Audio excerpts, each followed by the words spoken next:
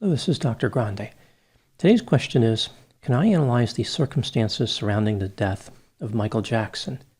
This is the topic of the 2022 documentary, Who Really Killed Michael Jackson? Just a reminder, I'm not diagnosing anybody in this video, only speculating about what could be happening in a situation like this. If you enjoyed this video, please like it, subscribe to my channel, and consider supporting me on Patreon. I will put the link to Patreon in the description for this video. First, I'll go through a background of Michael Jackson, then move to my analysis. Michael Jackson was born in Gary, Indiana on August 29, 1958. Both his parents were highly interested in music. His father was a crane operator and played the guitar. His mother worked part-time at Sears and played the piano and clarinet. Michael had 9 siblings. Michael started performing in 1964 in a band comprising several family members. The band was originally called the Jackson Brothers. This was changed to the Jackson 5 and later to the Jacksons. This band had phenomenal success, which greatly advanced Michael's career. Michael broke his nose during a dance routine in 1978. As a result, he had surgery, which led to some breathing problems. Michael had surgeries to change the shape of his nose later in his life. Michael starred in the 1978 movie The Wiz, which was a commercial failure, but he continued to enjoy success in his singing career. In 1982, Michael released his 6th album titled Thriller, which became the best-selling album of all time.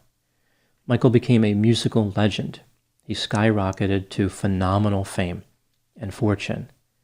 In 1983, he landed a $5 million deal with Pepsi and participated in the New Generation marketing campaign. On January 27, 1984, Michael was filming a Pepsi commercial, which involved him performing at a simulated concert. During this performance, his hair was set on fire by pyrotechnics.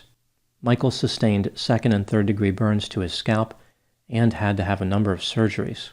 Michael later developed a condition that caused his skin to lose its pigment. This was unrelated to that incident. This condition was treated by a dermatologist named Arnold Klein. Over the next few years, Michael's skin changed color and people accused him of bleaching it. Michael denied these allegations. In addition to the skin condition, Michael suffered from other medical challenges, including periods of weight loss, dizziness, and, as I mentioned, repeated surgeries on his nose. In 1987, Michael released an album titled Bad and went on the Bad World Tour. It was a commercial success. In 1988, Michael purchased 2,700 acres of land in Santa Barbara County, California, and built a home called Neverland Ranch. 3 years later, he signed a $65 million deal at Sony and released an album titled Dangerous. When Michael was on the Dangerous tour, he was struggling with an addiction to painkiller medication. He had started using it excessively when recovering from the incident where his hair caught on fire. He did not have a lot of stamina. During his performances, he was using oxygen after every 2 songs. Michael canceled several tour dates and started asking various physicians for narcotics, including morphine. Eventually, Elizabeth Taylor staged an intervention to help Michael with his addiction to prescription narcotics. Some people argue that Elizabeth may not have been the best person to take advice from on this topic, considering she said that she had a 35-year addiction to painkillers, but one could also argue that Elizabeth could speak from experience. Michael went to a treatment facility and appeared to be doing somewhat better, but substance use problems would not be his only challenge. In 1993, Michael was accused of committing an assault of a sexual nature against a 13-year-old named Jordan Chandler. Michael settled the case for $23 million. The criminal investigation did not result in any charges. In 1994, Michael married Lisa Marie Presley, Elvis Presley's daughter. The couple separated in 1995. In 1996, Michael married a woman named Debbie Rowe, who had worked as an assistant to the dermatologist I mentioned earlier, Arnold Klein. Michael and Debbie were divorced in 1999. Michael ran into more problems in December 2003 when he was once again accused of offenses against children. This time he was charged and went to trial in California. In June 2005, he was found not guilty on all counts. By this time, Michael was having financial difficulties. He closed the main house at Neverland Ranch and owed his employees over $300,000 in back wages. He borrowed $300 million from an investment company. In 2008, the company threatened to foreclose on Neverland Ranch. Michael's financial problems were now severe. In March 2009, Michael Jackson announced a comeback tour titled This Is It, which was supposed to run from July 2009 to March 2010.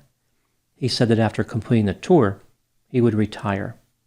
The concert dates sold out, and the tour was predicted to be an astounding financial success.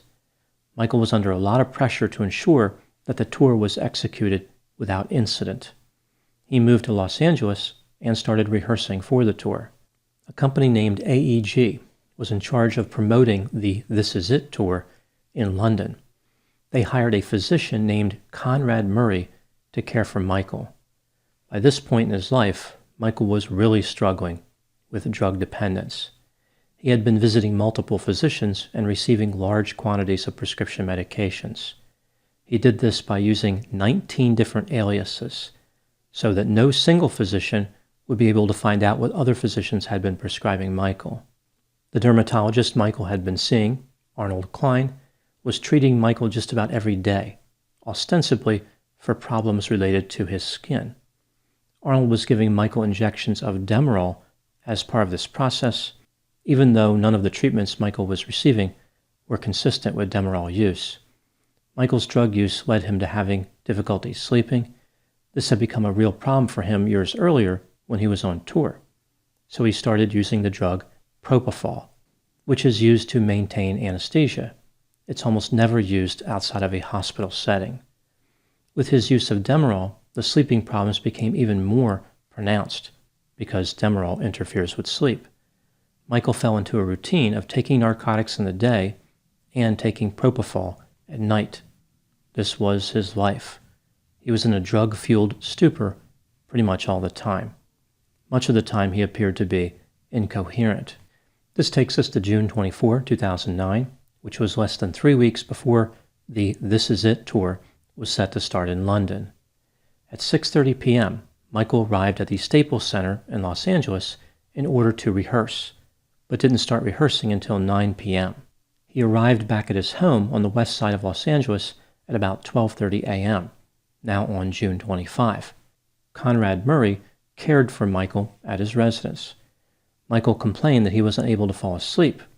Conrad gave him 4 different benzodiazepines over the course of a few hours. Michael continued to complain that he could not fall asleep and asked Conrad repeatedly for propofol. According to Conrad, he had been trying to wean Michael off of propofol. However, Conrad decided to give it to him at 10:40 a.m. Michael was asleep by 11 a.m. At 11:18 p.m., Conrad Murray left the bedroom to use the restroom.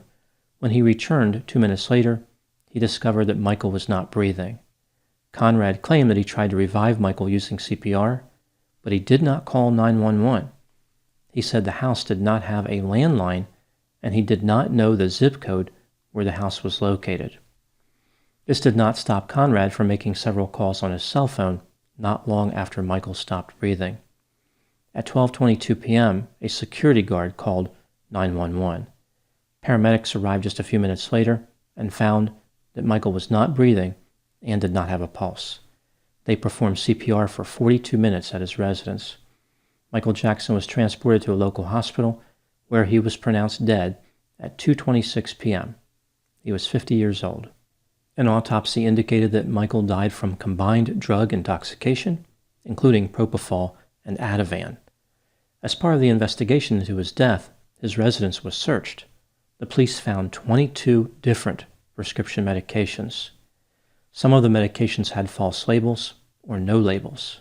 On February 8, 2010, Conrad Murray was charged with involuntary manslaughter. Despite the possibility that several physicians were irresponsible as far as giving prescriptions to Michael, no one other than Conrad was charged.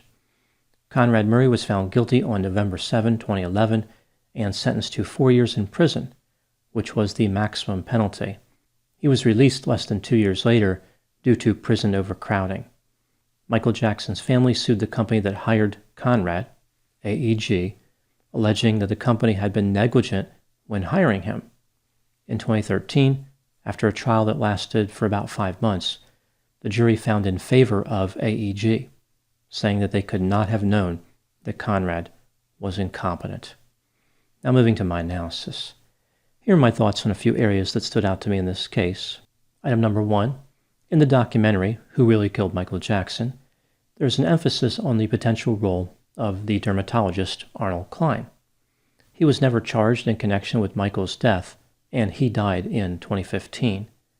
Arnold held himself out to be a crusader against irresponsible physicians. But when looking at the evidence presented in the documentary, it appears as though he should have been crusading against himself. Arnold was a dermatologist to the stars. He had a number of celebrity clients and actively tried to add more. He crossed boundaries with his clients. He was invited to various parties and events. He became caught up in the Hollywood lifestyle. He loved being included in photographs with them. Arnold would write scripts to the celebrities for drugs that were unrelated to any treatment he may have been providing them. For example, he wrote scripts for large quantities of Percocet and Xanax. Some of the prescriptions were written specifically for parties the celebrities were hosting. I guess there were concerns that the party would be in pain or anxious. Arnold used to travel with Michael to various destinations all around the world. It seems as though Arnold gave Michael whatever he wanted as far as drugs. Arnold considered Michael Jackson to be his best friend. The almost daily skin treatments appeared to be a poorly designed disguise for the administration of large quantities of Demerol. Michael had such an affinity for Demerol, he even referred to it in his song titled Morphine. Item number 2. In the documentary, Conrad Murray was interviewed and tried to appear as a sympathetic character. He claimed that Michael Jackson must have injected himself with propofol during Conrad's trip to the restroom. This deviates from the evidence presented at trial. Conrad complained about having to spend time in a small jail cell for almost 2 years. He said that he lost most of his retirement funds. He claimed that he never would have done anything to harm Michael Jackson. I believe that Conrad was guilty of involuntary manslaughter. Perhaps other people should have been charged as well, but Conrad was certainly reckless. He's not really a very sympathetic character. He was trying to rewrite history with his interview in this documentary. It's very difficult to believe that a physician who was dealing with an unresponsive patient wouldn't call 911 because he did not know the zip code. Like he would call 911 and the dispatcher would say, "We would really love to help you, but we are totally dependent on the zip code system. If you only knew the zip code, the paramedics could be there in just a few minutes. Can you walk out to the mailbox and see if there's a letter or something in there with a zip code on it?" Conrad's story just doesn't make any sense. He was trying to find some way to avoid responsibility. He was hoping that he could revive Michael without informing the world about what happened. Getting rid of Michael's body was not a possibility for Conrad. Michael Jackson is one of those people who cannot be made to disappear without many people noticing. It's not like Conrad was going to walk out of the bedroom and say, "Michael who? Michael Jackson? Never heard of him." Conrad claimed that Michael Jackson was a master manipulator. He even manipulated him. In reality, Michael was doing what many people who are addicted to drugs do. He was trying to get away with everything that he could. Michael was not particularly sophisticated at manipulating people. Rather, he was using his incredible fame and wealth to influence them. This method was more about brute force rather than complexity. It was Conrad's responsibility to recognize the addiction and to act responsibly in all areas of Michael's care. Moving to item number 3, Michael Jackson knew that he had a drug dependency problem. He admitted it on several occasions. In addition, many people around him advised him that he had a problem. He approached a few physicians who irresponsibly wrote him prescriptions, but there were other physicians who told Michael they were not going to give him whatever he wanted. This was not restricted only to denying him unnecessary medications. For example, one surgeon in the documentary talked about how he refused to operate on Michael Jackson's nose, despite Michael doing his best to convince him. He was worried that if he operated, Michael's nose would not have a proper blood supply. At some point in Michael's addiction, he entered into a dangerous cycle that I referenced before, where he was using drugs in the day to feel pleasure and then using drugs at night to sleep. Michael was trying to avoid ever feeling bad.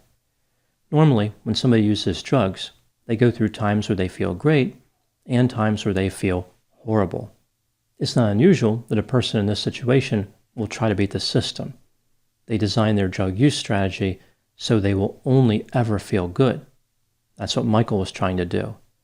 This is the pain-free fantasy of drug use. Most people who use drugs cannot attempt this because they don't have access to physicians who will give them any drug they want.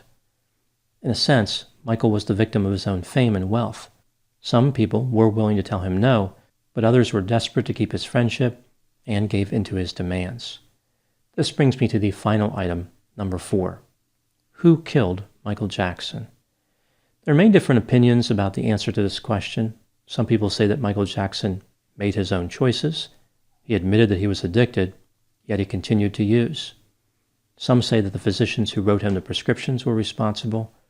Others say that Michael and the physicians share responsibility. The question of who killed Michael Jackson speaks to one of the oldest arguments in the world of chemical dependency. Who is responsible when a person uses drugs?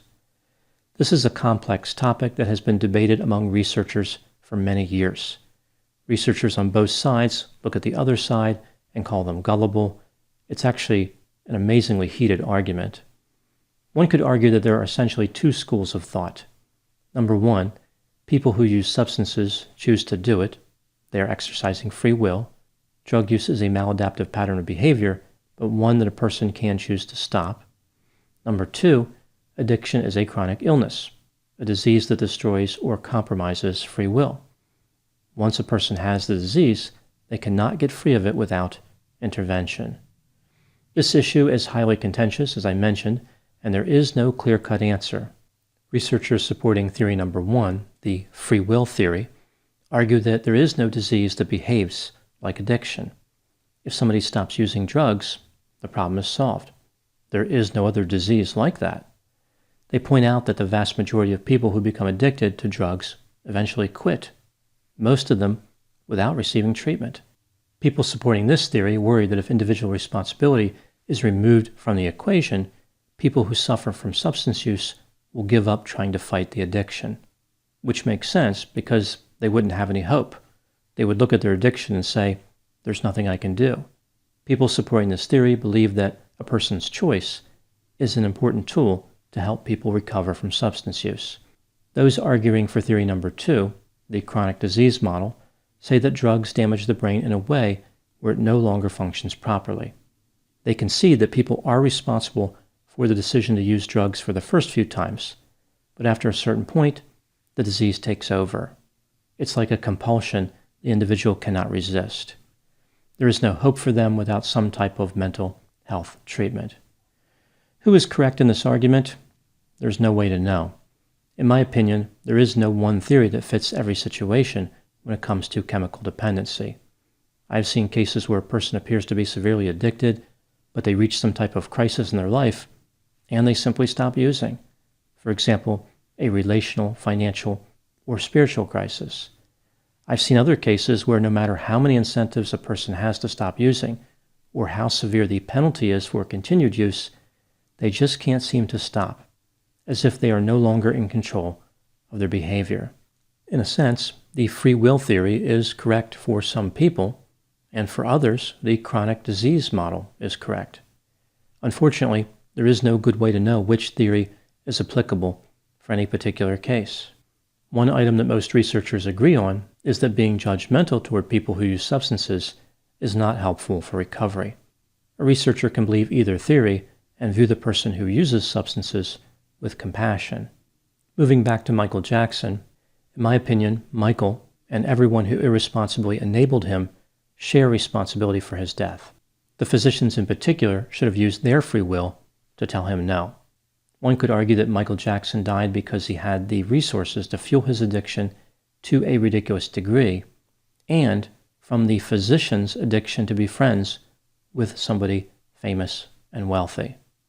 In this sense, Michael Jackson was killed by his own success. Those are my thoughts on the circumstances surrounding the death of Michael Jackson. Please put any opinions and thoughts in the comments section. They always generate an interesting dialogue. As always, I hope you found my analysis of this topic to be informative. Thanks for watching.